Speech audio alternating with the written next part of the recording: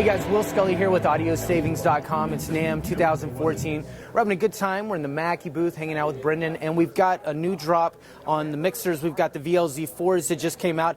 Aesthetically, they look awesome. Tell us about it, Brendan. They are. These are the latest and greatest addition to the VLZ family. This is the VLZ 4. So we didn't change anything as far as still built like a tank, but we made some really exciting changes on these things. Obviously, if you see over here, we've got new Onyx preamps. The new Onyx preamps are boutique style, so they'll go pound for pound for any high-end preamp. Okay.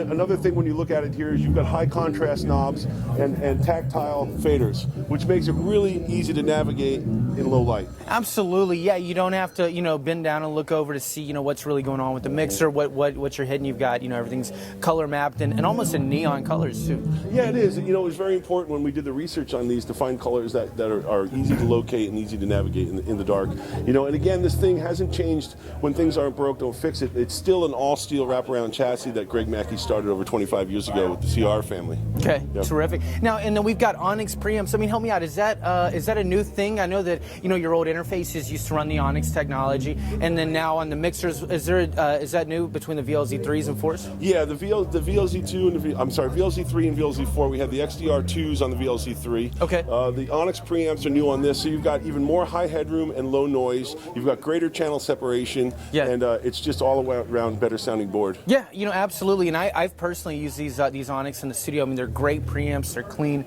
They're good, and they're going to be great. So let's go ahead and just dash down, and we've got the 1642. Yeah. So with the VLZ family of mixers, you really do have a mixer for every application, whether it's a comedy club, a bar and grill, a theater, a music hall, a lecture hall, a church, a house, anywhere or any house of worship.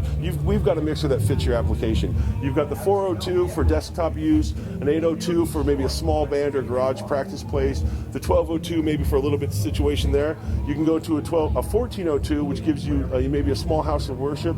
Then obviously we continue up with the 1642, the 1604, the 2404, and again the 3204 at the end. So you can really see that the VLZ4 family of mixers fits pretty much every application and price range. Absolutely. I mean, you could be starting a band and be working out of your garage, or you could go into something as like you said, a large house of worship, or a church, or a club sound system, and the Mackie VLZ4 series has it covered. So.